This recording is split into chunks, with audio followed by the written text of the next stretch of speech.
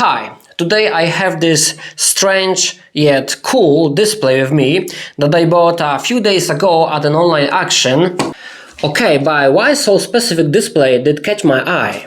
Because it's a CRT display. CRT stands for cathode ray tube display, which means it's a display that works and operates on the same principle like old tube TVs, using, as you may know, electron gun. So I couldn't resist and knew I had to have it. Now that I have it, and today I'm going to build a CRT display which displays images in a black and white, of course. As I mentioned in the introduction, our monitor is CRT display and works exactly like a regular CRT monitor. The only difference is that the electron tube, or in other words, the electron gun, is positioned along the screen. The screen itself is slightly curved so that the electron beam can cover the entire display surface. The heated tube emits electrons which, after being deflected by the magnetic field, strike the surface of luminescent screen, causing it to glow. By controlling the frequency of electron emission from the gun and adjusting the deflection using electromagnets, we can create an image on our monitor screen. In simple terms, that's the basic principle behind how a CRT monitor works. If you like to learn more about CRT displays, I recommend checking out some videos on YouTube. There are plenty of great explanations out there. I'm starting the project by checking whether I can get the display to work at all. Without that, any further work will be pointless, so the first step is to power up the display according to the provided schematic. The display requires a DC voltage of at least 12 volts, a ground connection and a video signal input. So after connecting these three wires, we should be able to tell whether it's going to work. As you can see, for this purpose I will connect a temporary RCA socket to the display. And there we go, once I powered it up, our wonderful monitor came to life. Now that I know it responds to power, I will try to display some kind of image on it. As a video source, I used a replica of once popular NES console. In the meantime, I also put together a simple circuit for generating sound, which I'll be using in this project. You've got to admit, it's starting to look pretty promising. I don't know about you, but I absolutely love retro video games. Oh, and it's worth noting that the display has two potentiometers connected by wires that are used to adjust the brightness and contrast of an image. Now I can start making the display case. I will make the case for a decoupage wooden box. I found this box somewhere in the basement, and as you can see, it has a beautiful maple colored veneer on the front. I especially like the maple veneer on the front, as well as the shape of the case itself. In fact, as soon as I found the box, I already had a visualization of what my monitor would look like. So, first of all, I decided to equip the monitor with two 3-watt speakers each and dedicated stereo amplifier. In the upper part of the housing on both sides, I marked the places where the hole should be drilled, through which the sound will be able to come out.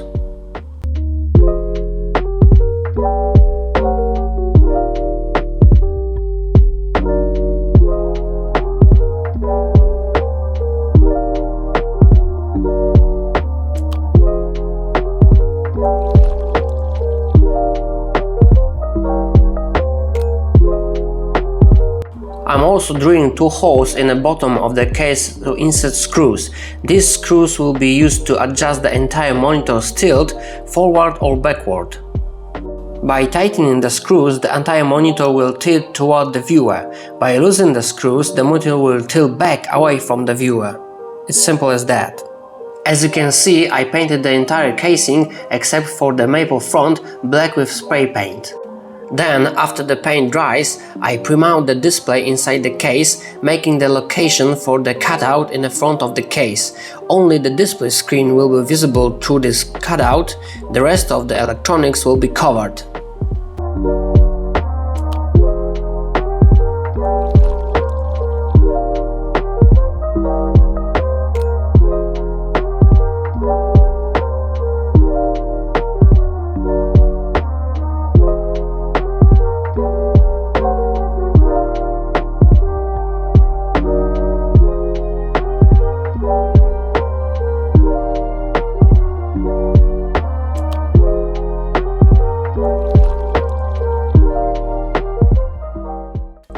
After cutting a hole for a monitor in the front of the case, I start working on connecting the electronic components.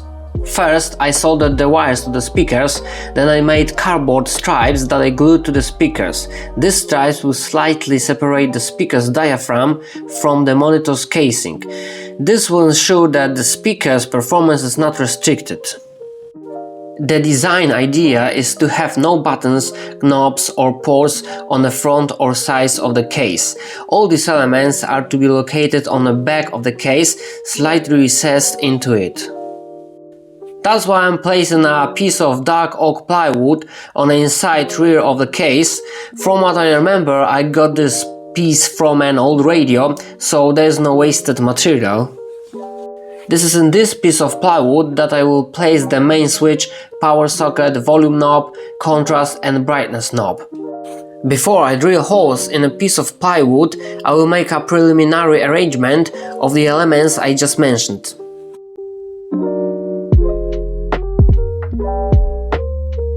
Of course, before drilling the holes, it's worth marking on the plywood where the cutouts will be. It will be a shame to waste such a H plywood. The plywood turned out to be soft enough that I drilled some of the holes and I managed to cut out the rectangular ones with a utility knife.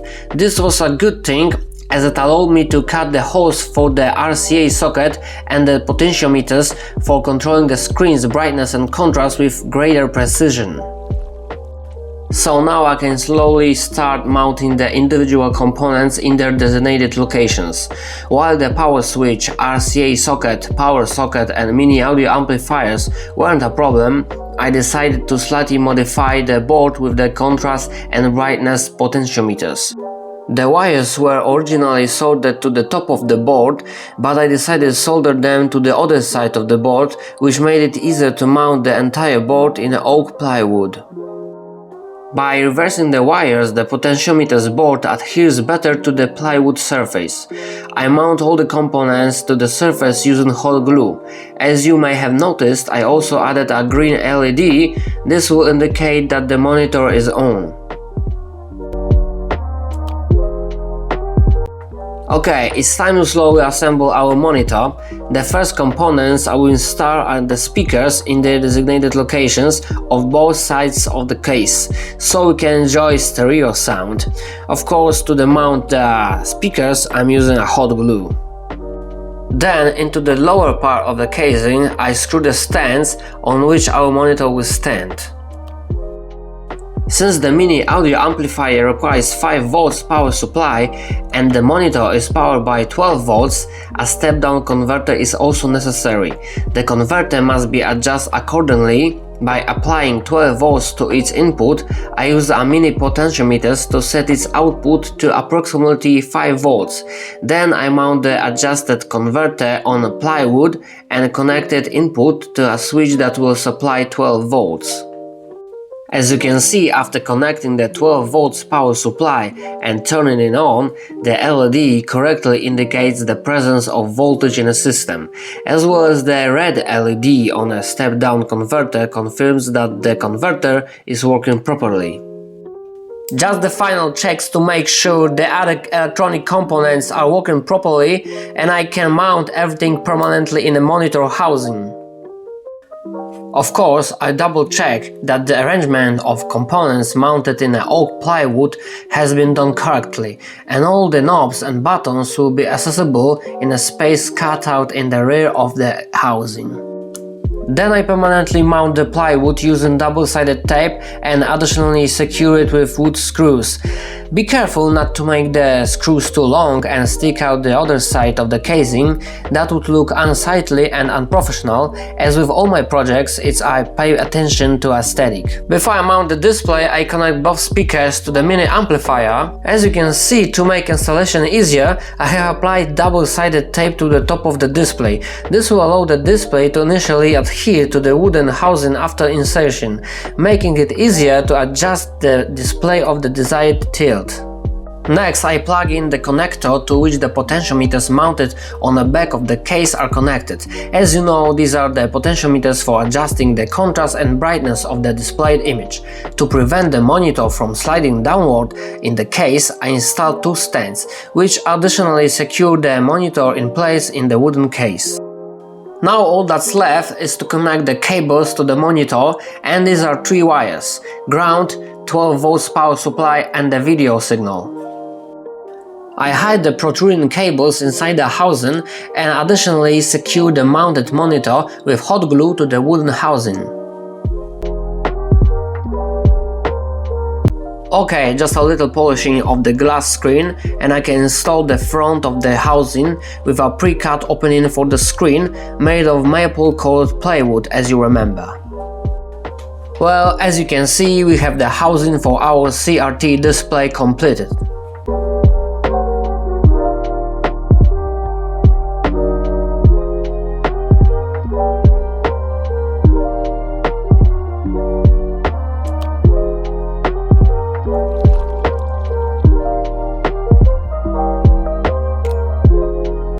Of course, I still need to mount the potentiometer knobs on the back of the case. As you know, I'm using the original brightness and contrast potentiometers that came with the monitor. Therefore, I had to slightly modify the knobs for them so they could be placed on these tiny potentiometers and then secured with the hot glue. Now I consider the project 100% complete. I really like the end result. It's exactly how I envisioned it. The whole monitor has a very vintage look, and of course that was the main goal. Other than that, it's a normal usable display that now needs to be tested, of course. I'm testing the monitor with connected replica of the famous Nintendo Entertainment System console. Besides the fact that the image, as you can see, is monochrome, in this case black and white, the image quality is truly excellent. I suspect you can see stripes on CRT display on your computer or smartphone screens, but I don't actually see them. It's simply a characteristic of CRT displays. When we record a CRT displays with camera, we see stripes moving across the screen in the resulting video. This is a consequence of the CRT display's operating principle. Believe me, playing with my favorite childhood games on a CRT monitor I made myself is a truly journey back in time. Those graphics, that sound is something unique and will never return. I'm so glad I found a CRT display online and I was able to use it as a model to create this charming monitor. As you can probably guess, while testing the monitor, I spent many hours playing games such as Mario Bros, Tanks, Contra or Robocop. It was a lot of fun and I will come back to it during the long winter evenings. Oh, and one more thing, of course you can watch TV on this monitor, just like on a good old tube TV. Okay, that's all in this video. I hope you enjoy it. And of course, we'll meet again in the next video on DIY Retro channel.